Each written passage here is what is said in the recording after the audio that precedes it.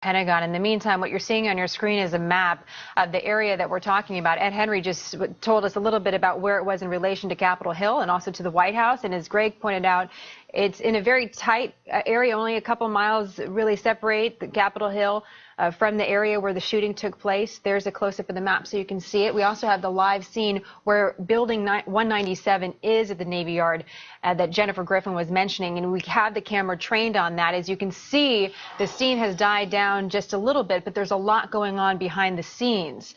We are still working to confirm amount of injured, amount of fatalities as well, and we're waiting on a press briefing from D.C. local law enforcement to hopefully bring us some more facts here about what actually transpired over the last 3 hours. Don Borelli is joining us. He's the Chief Operating Officer at the Safan Group. He's former Assistant Special Agent in charge in the New York Joint Terrorism Task Force. And Don, if you could, I know we are only really speculating at this point to know what's happening in those buildings that we're seeing on our screen. But what's the approach now? 3 hours after you get word a shooting happened, there have been fatalities, there have been injuries. What is happening in those buildings? Well, right now you've got kind of two things going on. Number one, you want to gather tactical intelligence, and that's going to be the information that's going to help the SWAT teams be able to contain the situation. So they will be interviewing victims and witnesses to see was there one shooter, was there two, what were their descriptions, pulling videotape not only from in the building but from the surrounding areas. We saw in the Boston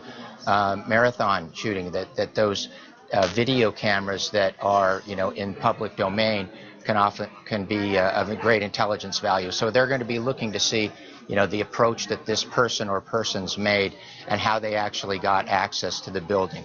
They're going to want to know any information, if possible, do either of these individuals, have they been in this building before? Do they have relatives there? Were they former employees? Anything that would give them some type of an advantage to be able to move tactically. With that, the SWAT teams that are in place are going to want to set up a perimeter and close in on that perimeter or perimeters, assuming that there's two shooters and possibly both in different locations, and close in as tight as possible to contain those people. And then from there, number one, ensure that there are no hostages, so evacuate anybody in harm's way. And then once that perimeter is set up, then law enforcement has the luxury of time. That's when you don't want any more fatalities or injuries, and the goal of the situation is going to be to negotiate a peaceful surrender so that there's no more bloodshed. Don, it's Greg Jarrett. Look.